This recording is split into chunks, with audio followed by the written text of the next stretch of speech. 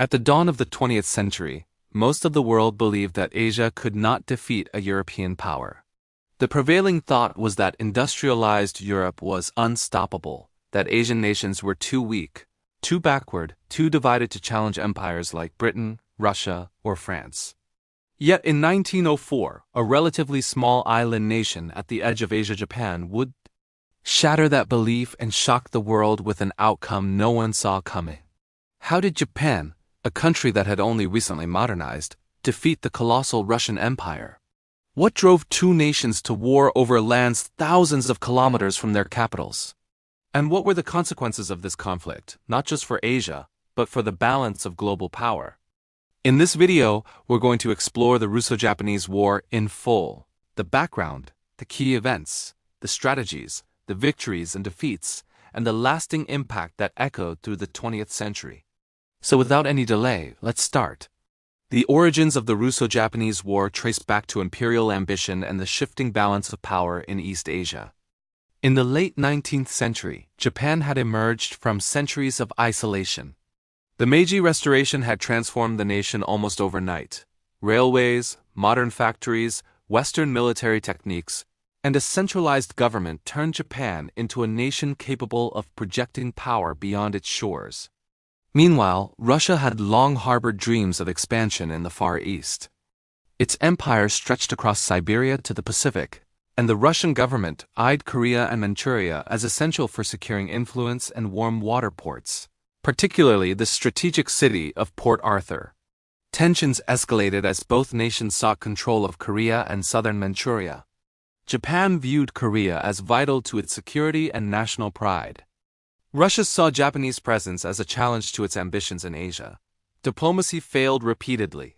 Russia underestimated Japan, assuming that the island nation could not possibly pose a real threat.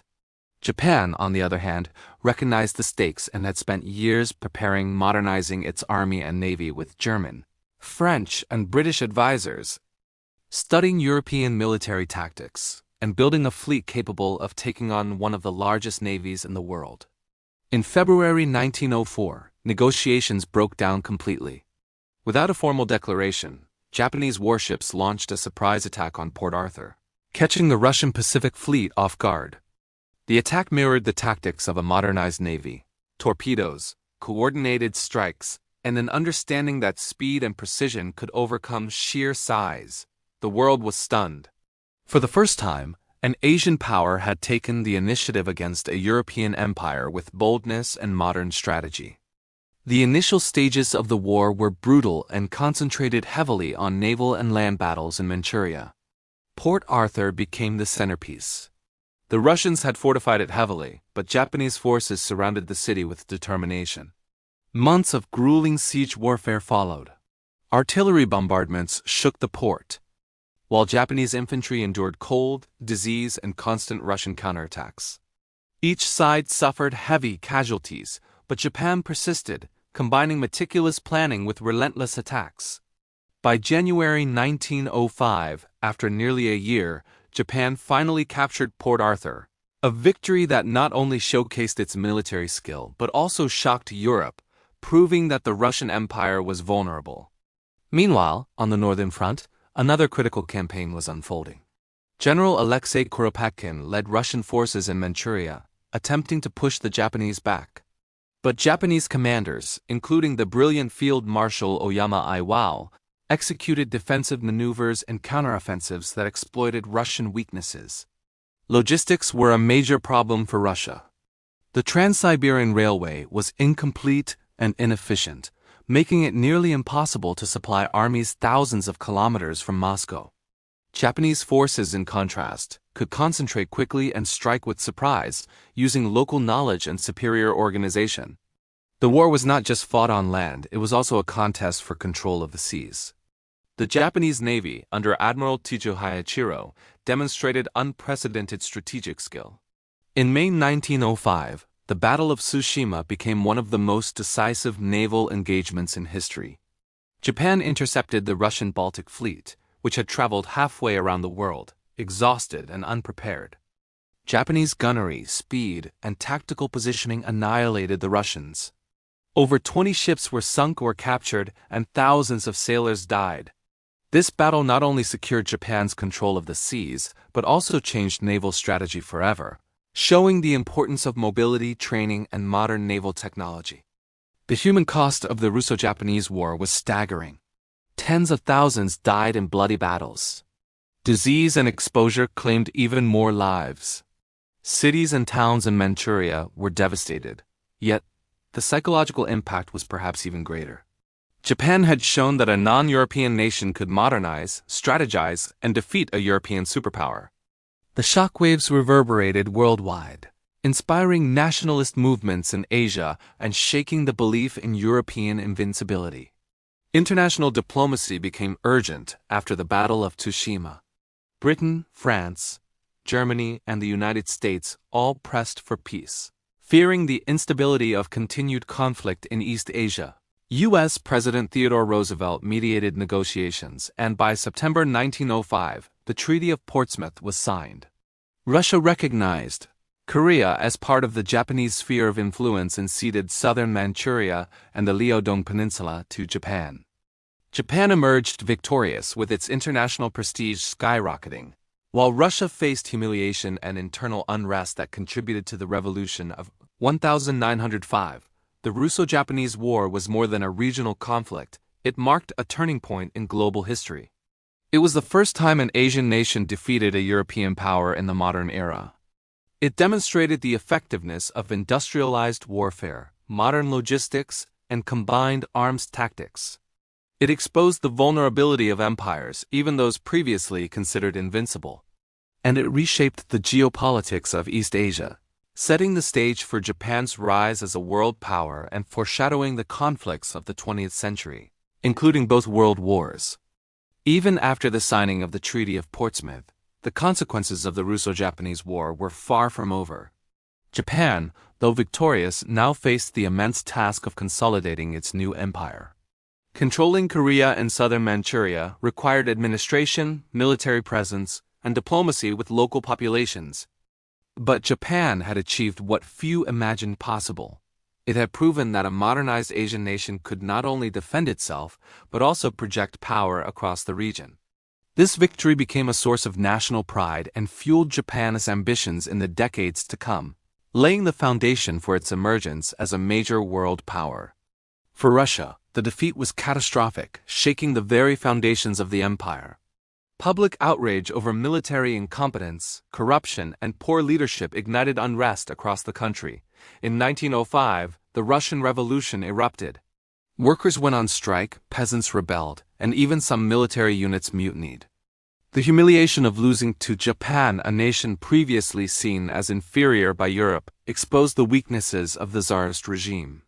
Although the monarchy survived, its authority was permanently weakened, and reforms like the creation of the Duma were forced upon the government. The Russo-Japanese War thus became a catalyst for political change, highlighting that military defeat could translate into domestic upheaval. Globally, the war had profound implications. For Europe, it was a wake-up call.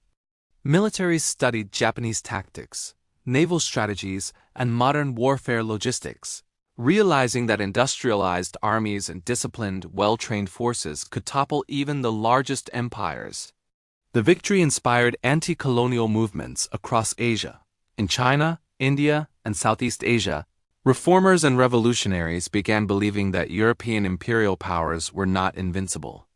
The symbolic power of Japan's success against Russia transcended military achievement. It became a message that modernization, strategy, and national will could overcome sheer size and traditional hierarchies. The war also demonstrated the importance of industrialization and technology in modern conflict. Japan had invested heavily in railways, telegraphs, factories, and shipbuilding. These investments allowed the rapid mobilization of troops, efficient supply lines, and coordinated attacks across vast distances. Russia, despite its enormous territory, struggled with logistical challenges, outdated equipment, and inefficient communications. This contrast revealed a critical truth about modern warfare. Industrial and technological capacity could outweigh numerical superiority. Tsarist Russia, though vast, was hampered by internal inefficiency and underdeveloped infrastructure. While Japan's focused modernization allowed it to punch far above its weight, politically, the war reshaped alliances and strategic thinking. Britain, which had long been cautious in Asia, recognized Japan as a valuable counterbalance to Russian expansion. This led to the Anglo-Japanese alliance, strengthening Japan's diplomatic position.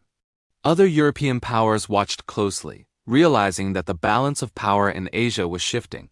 Japan's emergence forced nations to reconsider their strategies in the Pacific, a precursor to the geopolitical tensions that would dominate the first half of the 20th century.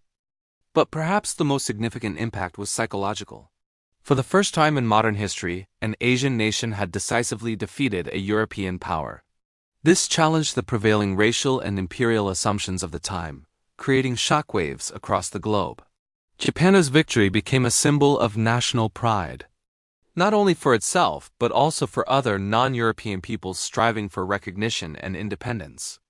The narrative that modernization, discipline, and strategy could overcome imperial domination resonated worldwide, inspiring movements that would later challenge colonial powers in Africa, Asia, and the Middle East. Yet, the Russo-Japanese War also highlighted the devastating human cost of modern warfare. Tens of thousands of soldiers perished in brutal battles like Mukden and Port Arthur. Disease, malnutrition, and harsh weather claimed even more lives. Civilians in Korea and Manchuria endured displacement, destruction, and famine. Cities were bombarded, farmlands destroyed, and infrastructure obliterated. The war was an early example of industrialized conflict, where firepower, machinery, and modern tactics dramatically increased casualties and suffering. The lessons learned from these horrors influenced military planning in Europe and foreshadowed the unprecedented devastation of World War I just a decade later. In the aftermath, Japan capitalized on its victory to expand influence. Korea became a protectorate, and Japan began integrating the peninsula into its strategic vision. Manchuria remained under Japanese influence, serving as both a buffer and a resource-rich region. Economically, Japan's victory strengthened its confidence in international trade and investment, allowing it to participate more actively in global commerce. Politically, it consolidated the legitimacy of the Meiji government, proving that modernization and reform could yield real power and prestige. For Russia, the loss instigated a period of reflection and reform, though incomplete. Military modernization became urgent, and the weaknesses exposed in the war led to changes in command structures, training, and infrastructure development. Social unrest persisted, however, creating a volatile environment that would eventually contribute to the revolution of 1917. Russia's defeat also undermined its credibility on the global stage, signaling to other powers that even a vast empire could be vulnerable if ill-prepared and mismanaged. Looking at the war as a whole, the Russo-Japanese conflict illustrates the transformative nature of early modern industrial warfare. It was a conflict where strategy, technology, and morale proved as decisive as numbers. Japan's victory wasn't just military, it was ideological. It proved that a nation willing to adapt, modernize, and think creatively could challenge assumptions, defy expectations, and reshape the world order. The war redefined the balance of power in East Asia, challenged European hegemony, and set precedents for diplomacy, alliances, and modern military strategy. In the end, the Russo-Japanese War stands as a turning point in history, a moment when the world saw that power was no longer solely determined by size or tradition, but by innovation, planning, and national will. It changed perceptions, altered empires, and inspired generations. It marked the first time a non-European nation defeated a European power in modern history, setting the stage for Japan's rise as a global force and signaling to the world that the future of power could shift in unexpected ways. And as we reflect on this story, one question remains for you. In a world where technology and strategy can outweigh sheer size, do you think a smaller nation today could challenge a global superpower successfully, just like Japan did over a century ago? Share your thoughts in the comments.